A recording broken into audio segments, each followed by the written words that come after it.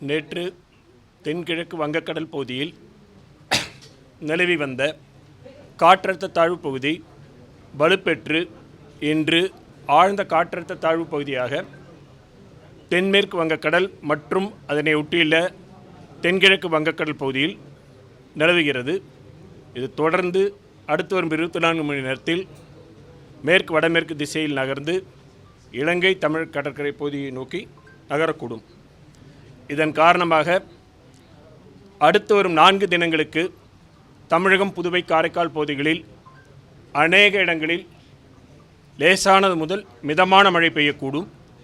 கனமழை பொறுத்தவரையில் அடுத்து வரும் 24 மணி நேரத்திற்கு கடலூர், மயிலாடுதுறை, காரைக்கால், நாகப்பட்டினம், திருவாரூர், தஞ்சாவூர் ஆகிய மாவட்டங்களில் ஓரிரு இடங்களில் கனமழைக்கான வாய்ப்பு இருக்கிறது.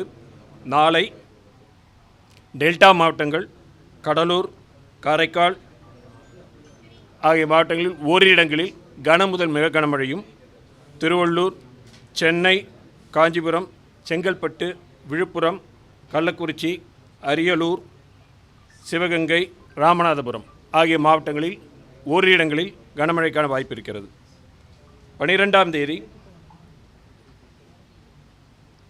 திருச்சிராப்பள்ளி, தஞ்சாவூர், புதுக்கோட்டை, சிவகங்கை ஆகிய மாவட்டங்களில் ஓரிரு இடங்களில் கன முதல் மிக கனமழையும், திருவள்ளூர் தொடங்கி நாகப்பட்டினம் வரையிலான வடகடலோர மாவட்டங்களில், மேலும் நீலகிரி, கோவை, திருப்பூர், திண்டுக்கல், மதுரை ஆகிய மாவட்டங்களில் ஓரிரு இடங்களில் கனமழைக்கும் வாய்ப்பு இருக்கிறது. 13ஆம் தேதி தென் தமிழக மாவட்டங்கள் மற்றும் மேற்கு மலை தொடர்ச்சி ஒட்டியுள்ள மாவட்டங்களில் ஓரிரு இடங்களில் கனமழைக்கான வாய்ப்பு உள்ளது.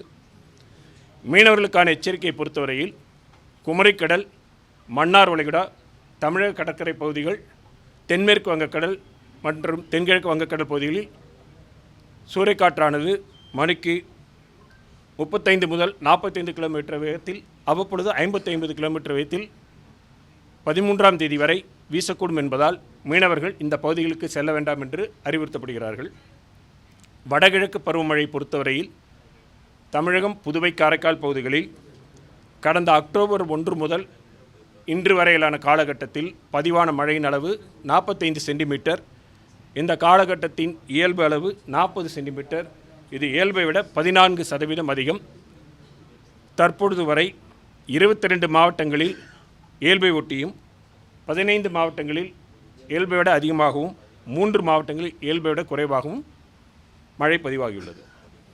ஓகேங்களா?